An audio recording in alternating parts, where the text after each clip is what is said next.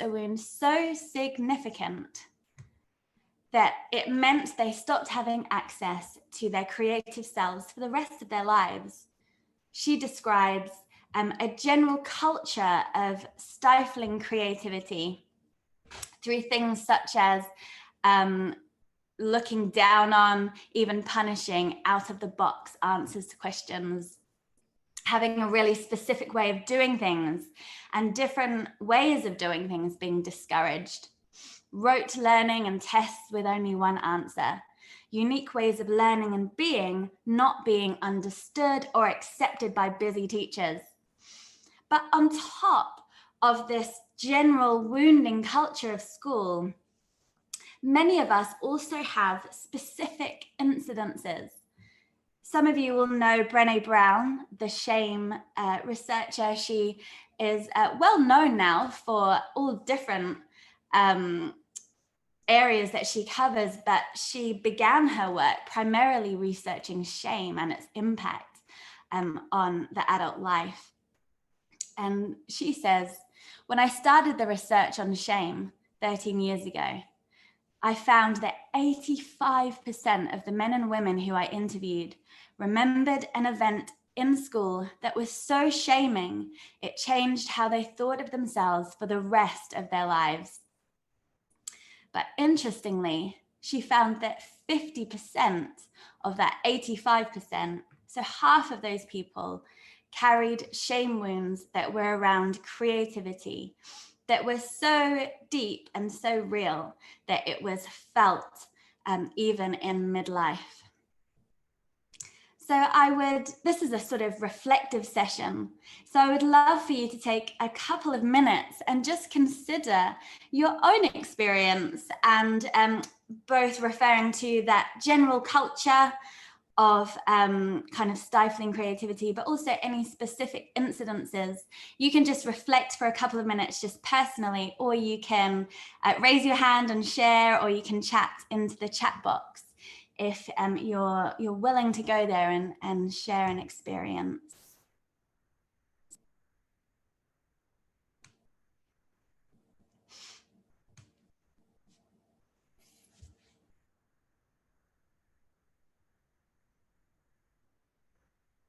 So we'll go until 11 minutes past if you would just like to reflect on that question.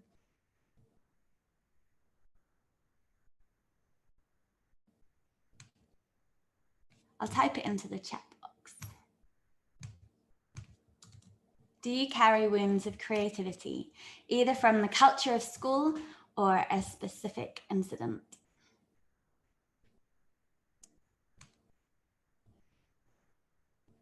Okay, we've got a couple of raised hands.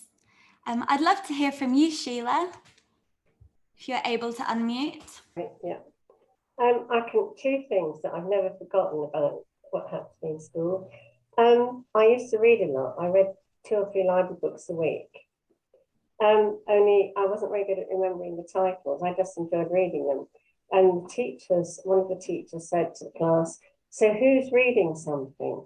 And I, in my innocence, I was 11, I think, put my hand up, and he said, "So what are you reading?" And I couldn't remember. So I said, "It's a Brown book." And he just laughed. And I know it was a rather funny thing to say, but it made me feel absolutely awful. That he got the whole class laughing at me. And my maths teacher, I never liked maths. I hated maths. I still don't like maths. I did get O level, but a page of figures makes me really scared. My maths teacher, instead of helping, would bring me out to the front and say, "She can't do this," you know, whatever it was, the sum or whatever. So yeah, just shaming in front of the class, really. So yeah. I've just never liked numbers after that. Yeah, thank you so much for sharing that, Sheila. I'm really grateful. I'm really sorry that that happened to you. That you really shouldn't have had to experience that as a small child. And I can imagine the different impacts of that on all sorts of things, because even just the idea of then raising your voice in class becomes so much more terrifying if you're aware that the result could be a kind of shaming in front of your peers. So yeah, I'm grateful for you sharing that. Yeah, let's ask Jerry if you're willing to share. Great to see your raised hand. Yeah, well, and it's funny, I was thinking about this. I've never really thought about this before, but for some reason, this didn't really happen to me, except for the fact that I found school not very relevant to creativity and so on. And I'm trying to think, well, what kept me going? And I think it was my grandfather, because I would go see him every week or two in Boston, and he was very encouraging of creativity and would sit me down and say, what do you want to learn? And then we talk about all kinds of things. And I think that if there's a single person in your life, they can counteract some of this stuff. And I think otherwise, I probably wouldn't be the person that I am. Yeah. So that is an interesting, kind of a little twist on what it is you were. Yeah. Thank you, Jerry. Yeah, I absolutely agree with you that there can be someone who can help protect the small seed. But you just touched on as well the idea that creativity wasn't relevant to your schooling, which feels wild because you're a child. And, you know, that is when you have access to so much imagination, you know, so much, the evidence around dwindling creativity in terms of the questions that are asked in the classroom is so clear that school, even today, is not a place where creativity is allowed to thrive, which just feels such a loss. Is it Tatia? Are you able to share your story? Yes. Mine is not connected to school, but I remember once I wrote a poem and I shared it with my grandmother, and my neighbor was there visiting, and my neighbor took a red pen and changed some stuff in the poem, and I really, really loved it. And then she like made me feel really bad about that it should be different. That's what I remember. Yeah. Thank you so much for sharing that. And I really, again, extend some empathy to you, because I don't think that's a way to treat a child's creative expression. And I wish that that didn't happen for you. And yeah, children shouldn't have to experience that kind of editing on their creativity. And just small things like that can kind of teach us something. I'm gonna Sheila, did you want to share again? I just wanted to add the follow-up to that. I think my dislike of maths must have rubbed off on my older daughter somewhat, because she hated maths too. And when she went to Summerhill, by the time she went there, she was 13. And Justin, the maths teacher, said, right, okay, we'll make a bonfire. And he made a bonfire with all her maths books, and they burnt them. And he said, okay, now, because she wanted to do maths GCSE, because she knew she wanted to go to university to study art, and she needed it. Right, he said, we'll burn everything. We're going to burn everything, and then we start from square one. And it was fine after that. So I thought that was a really nice thing to do. Yeah, how therapeutic. I really love that. And we're discovering more and more in the way that we are with all sorts of different parts of life. As we get more access to information, we're discovering that rather than this messaging that you're either kind of a numbers person or an arty person, in fact, those two things are really related, that maths in itself is a very, very creative expression, and that it is intimately related to the way that music works. And there's all sorts of incredible kind of discoveries being made between the links between maths and music, which is a whole other area.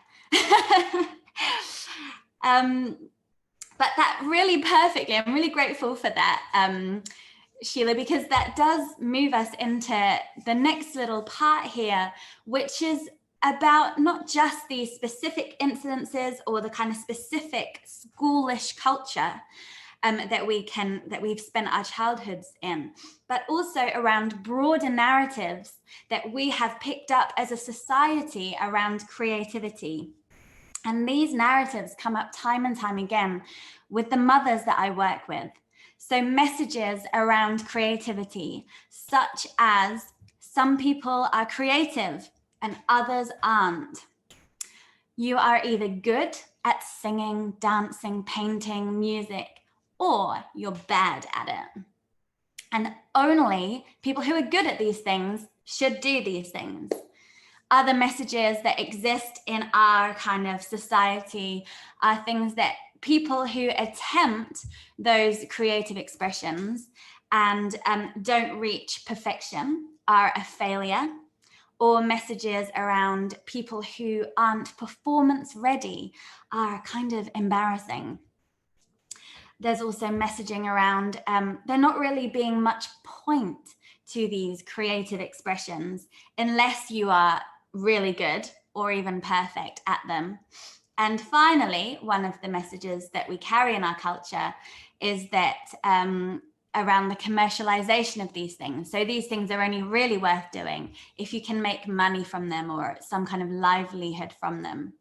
So those are some of the prevalent kind of societal narratives that we're hearing quite often around creativity. And I'd love for you to just spend a couple of minutes around what messages you are still carrying around with you about creativity. I have a quick question on that. So I'm not sure if the way you said it was that you were intending that it's part of how this is seen, or whether it is also how you see it, but did you mean to say that creativity is about painting, singing, drawing, dancing kind of things? Because for me, those are artistic pursuits and not necessarily creative pursuits. Yeah, can you say that last bit again? So the things like singing, dancing, drawing, painting, all of those things, I would rather label them artistic rather than creative. I mean, there can be an element of creativity in them, but creativity as a domain is much larger than that, for sure. Absolutely. Thank you so much. And that points to a broader message about the nature of creativity, that it comes down to those creative expressions rather than a creative way of living your life, which is really what creativity is about. It's about being curious and open and having limitless solution-making abilities. So I'm really grateful for you raising that. That is, again, a kind of cultural message that we receive about creativity. Yeah, if anybody else would like to talk to that point about broader narratives around creativity, sort of the burden or the baggage that we carry around, or simply reflect on it personally.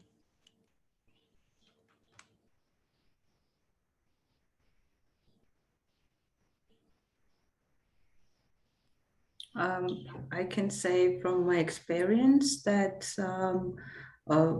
there were things that I didn't even try to get into. For example, dancing. Like, I was probably told, I don't even remember, that I'm not good.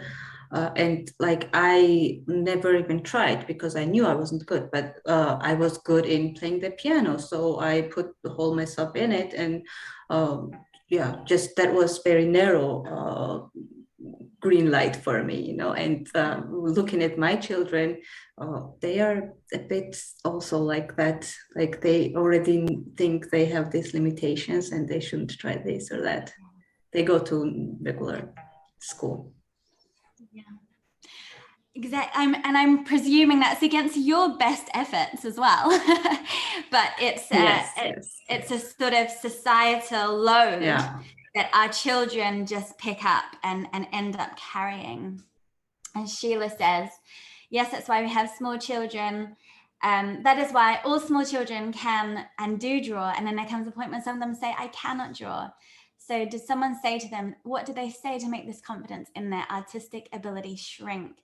And that's true about a lot of these sort of traditional creative expressions, right?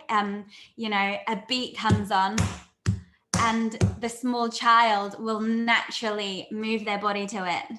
But once again, we almost, many of us learn to stop moving our bodies when a beat comes on, because either somebody has said something, as you put out there, Sheila, but also there's just a strong possibility that it's in these murky narratives that are kind of out there that we're not able to really see clearly and pull apart, because it's just sort of like this cultural inheritance.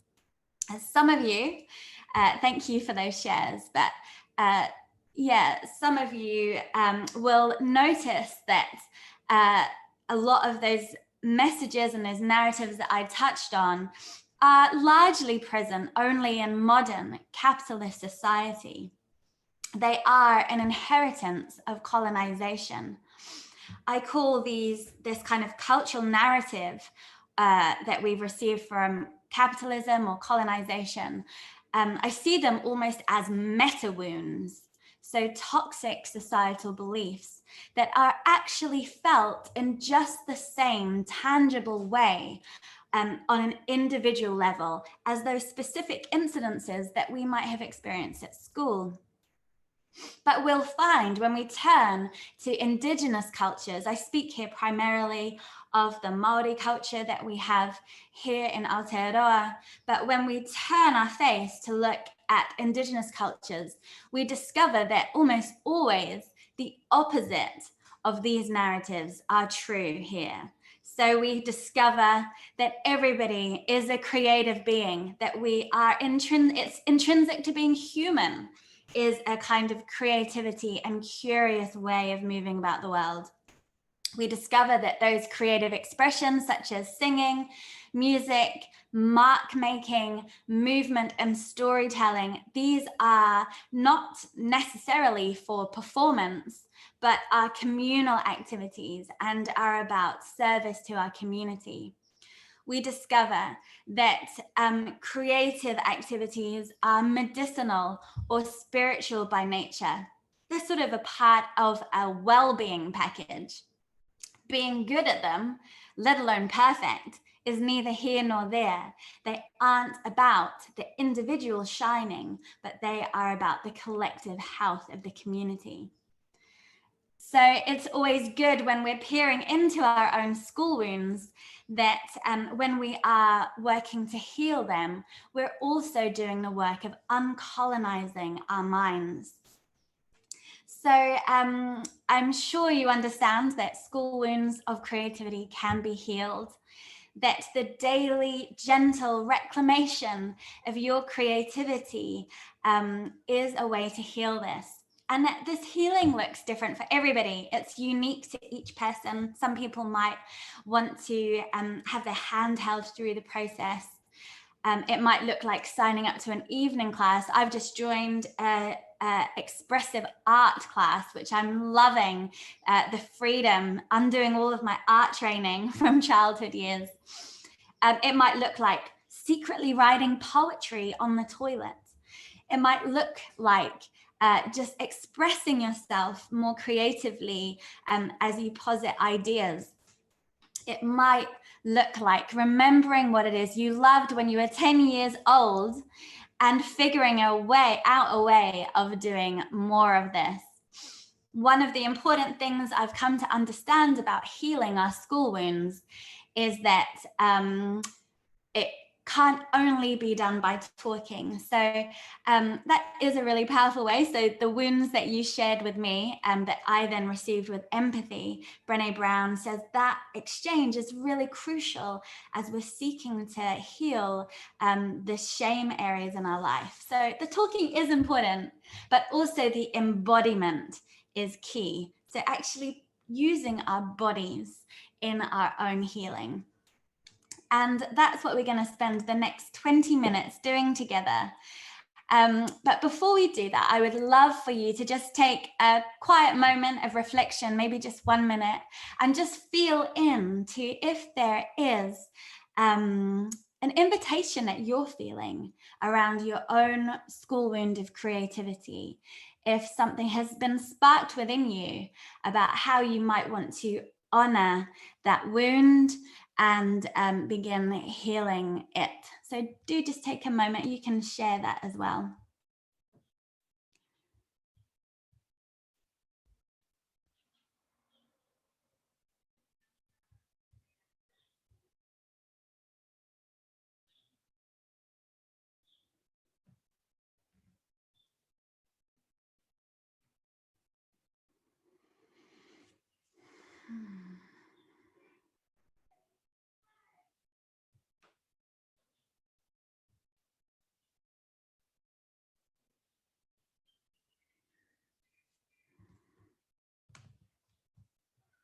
Apurva, are you able to unmute yourself? I'd love to hear from you. Hi, yes. Hi. So for me, it would be that at a point I used creative expression, or you know, the same mold of creativity that was presented to me. So if there was a play, I just took part in it, and then I did it brilliantly, and people loved me, and then somehow that creative space was very important to me, because that got me acceptance. But then it also became, later in life, after the school, it always became as if I need to hold on tight to that, and if I don't make my creativity acceptable and acknowledged by other people, then maybe I'm not doing it right, and it's not worth expressing, and that's really sad, and that's why I really wanted to, do a storytelling session for this Summerhill festival as well, because it's such an open space, and I really like that idea that yes, I can just go up there and sign up, but then something restricted me to and kept me at my place, Yeah. So, I hear that, Apurva. I'm so grateful that you raised that, because that really touches on that complicated relationship between children receiving a lot of feedback around their creativity and moving then the locus of motivation for that creativity from within to outside, and how in the moment and in childhood and as the adult looking at the child, it maybe feels good and exciting, but actually the burden of that comes later when your creative expression is then related to that external feedback rather than the internal, and you then begin seeking that sort of approval, and it's really hampering of what you feel like your gift is to give to the world. And it feels like you felt an invitation over this weekend to enter into that storytelling, and I guess I really hear that from you, and want to encourage you to sit with that for a little while and see if another opportunity might come up for you. And you know what? You could make it the most uncrowd pleasing offering ever, just to like break out of it and just tell a story that's, got like poo in it or something, just to like break out of the captivity around your creativity, and just go as low as you can to kind of lower the standard and know that anything after that is going to be much easier. Thank you so much for sharing. That's a beautiful a beautiful invitation that you had there. Sheila says, looking at doing a course, fun maths. Don't mind not being good at maths, but wouldn't mind if I could not be creative. Yeah, like with color or design in your house. I read something that I think about every day, Sheila, and it says the reason you're unhappy is because you're not dressing how your 13-year-old self would like you to dress. And I think there's something in that around, there being a spark of that creative expression that we lost around those early teen years. And if every day we can just express ourselves through our homes in just really simple ways, through our homes, through earrings, they're all small steps in exercising our muscle of creativity and our muscle of courage and our muscle of curiosity and openness. So yeah, what I actually said was, ha, maybe I should look for a course entitled Fun with Maths, ! But to be honest, I do not really mind not being any good at maths. I would mind if I couldn't be creative. For example, creative colour and design. And as Zoe said the other day, there's always somebody there who can add up for you. I mean, I can add up, yeah. But somebody who does complicated stuff. And we spent lockdown colouring our house. Each room was a different colour. And I had such fun choosing different colours for each room, And it's all the playful spirit that is really linked to very, very meaningful things around presence and joy and really being here for this life that we've been given, So in that vein of playfulness and of exercising our courage muscles and our creativity muscles, we're going to move in now to 20 minutes of guided movement. So how this is going to work is I'm going to play some music, and you can turn your phone away or turn your screen off, or you can turn it on because it's quite fun to see other people moving. It's totally up to you. You can stay seated, you can jump up, you can do whatever you want to do. I'm presuming most of you are in the privacy of your own home. And this is a chance to truly dance like no one is looking, let alone a global Zoom community.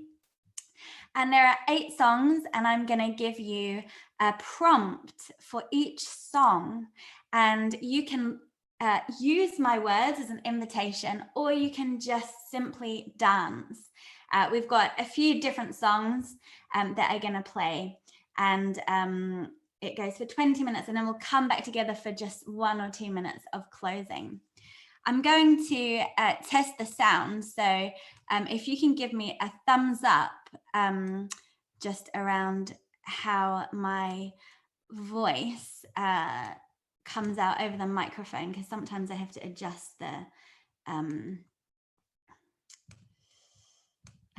my microphone a little bit.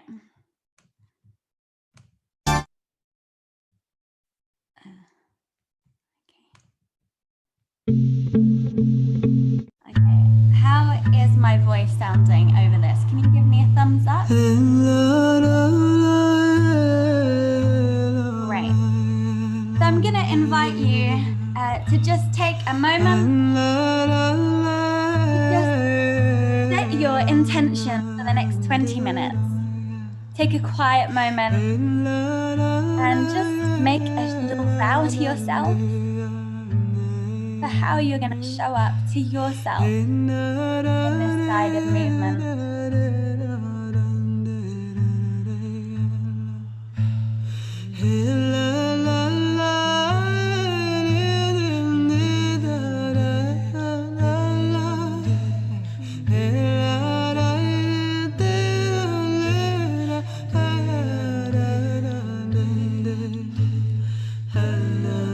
Your mind, you might want to allow words to bring forth around your intention. Come with a spirit of play.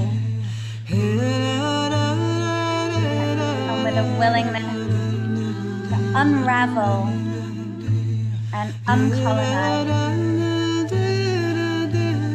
your creative spirit.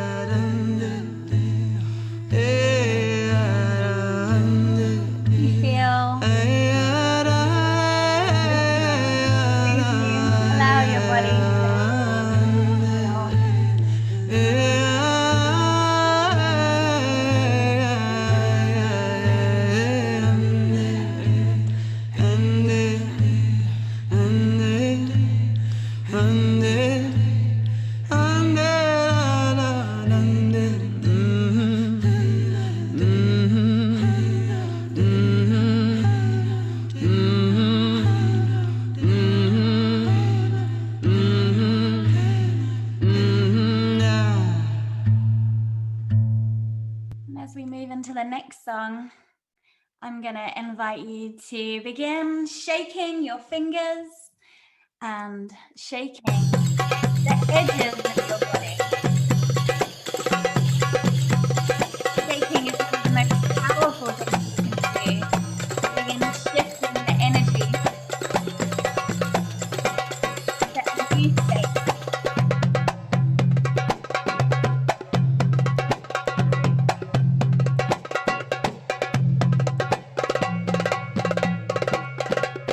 Spread your hands on your wrists.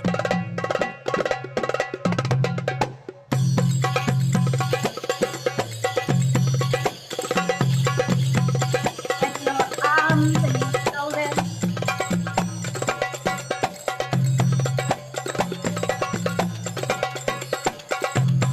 Torso and your bottom.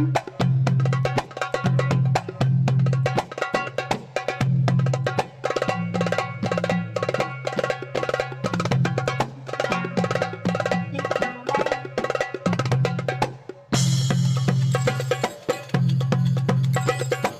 Your ankles.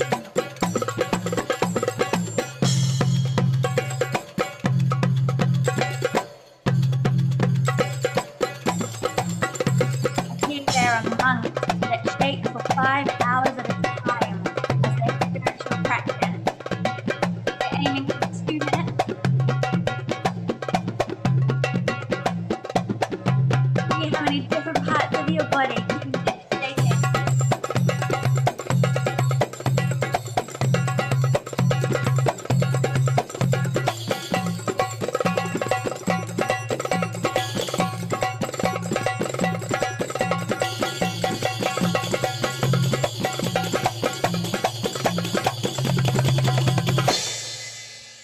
Wow, well done. I'm going to invite you now to consider what it feels like when your creativity is stifled.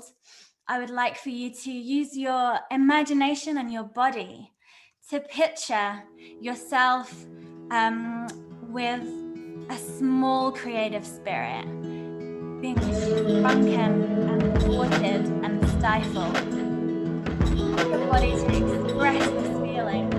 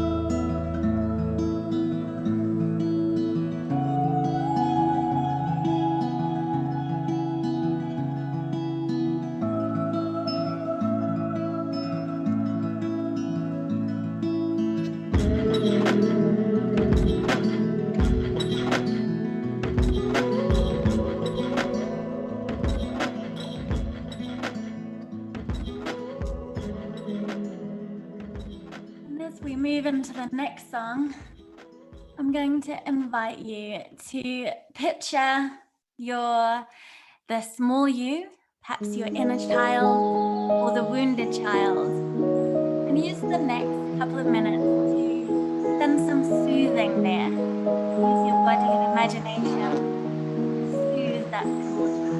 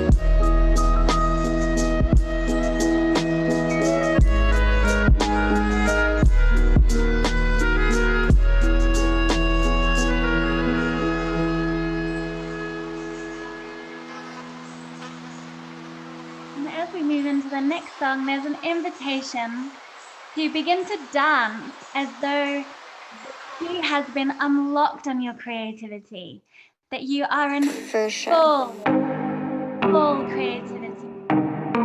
Use your body and mind.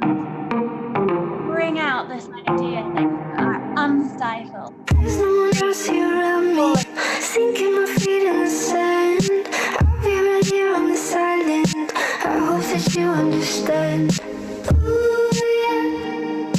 I'm feeling it. Ooh, yeah. Come to me quick. I just wanna go where love is alive. Love is alive. I just wanna go where love is alive. Love is alive. Alive when you don't have to prove it. I'm afraid there's nowhere to lose it. Oh, I just wanna go where love is alive. So I'm gonna do that. I just wanna go where love is alive.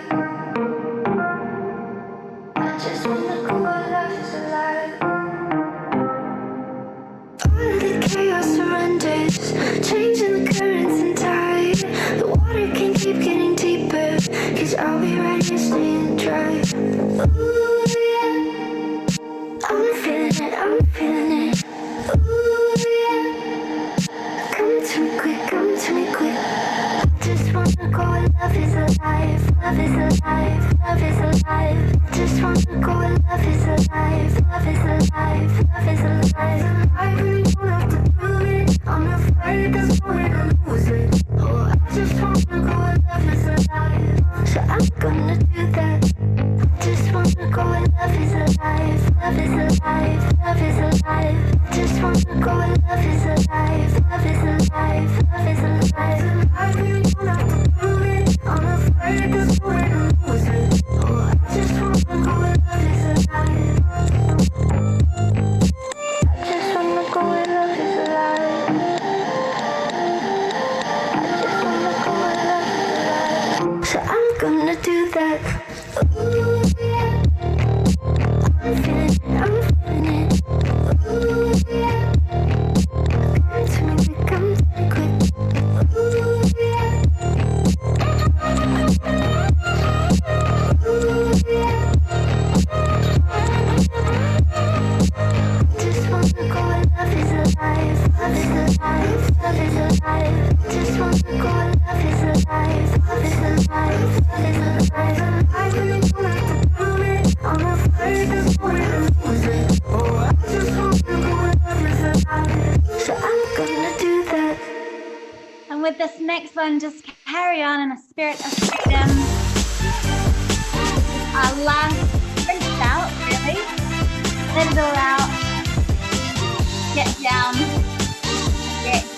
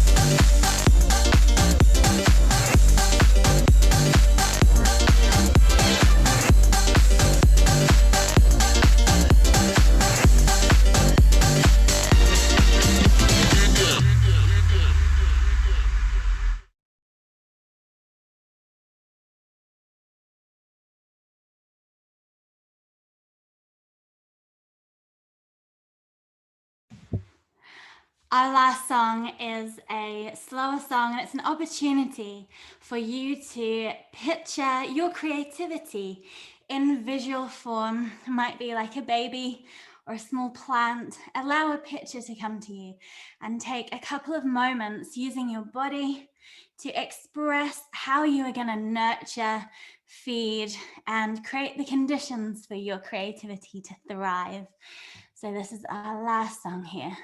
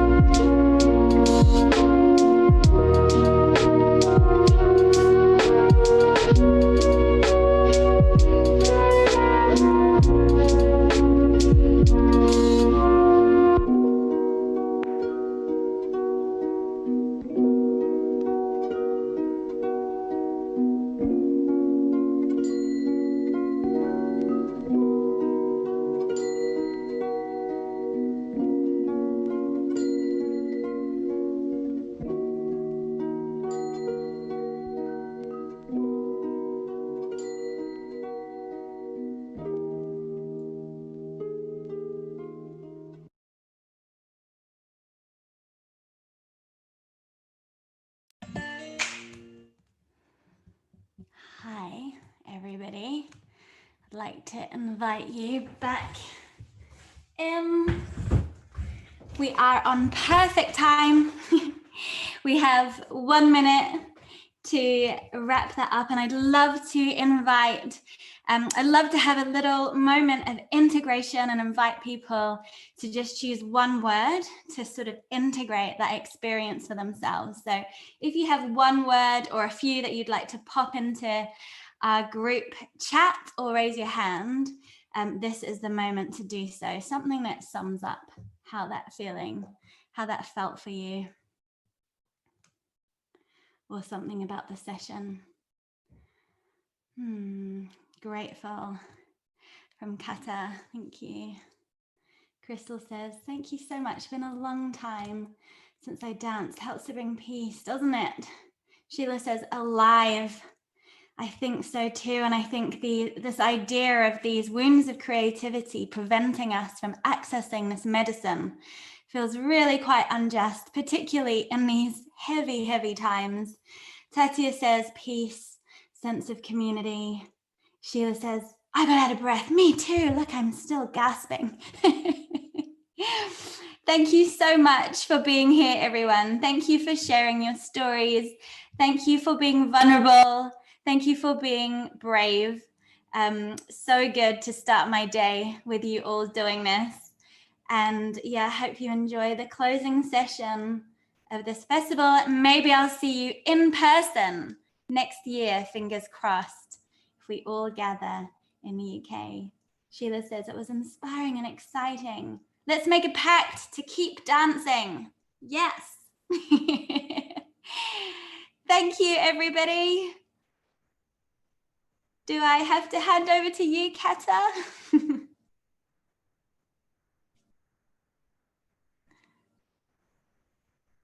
Oh, you're muted. Sorry, I will just end it, I think, so it can be restarted again. Okay. Thank you so much for coming. Thank you. Such amazing. a pleasure. Take care. Bye-bye.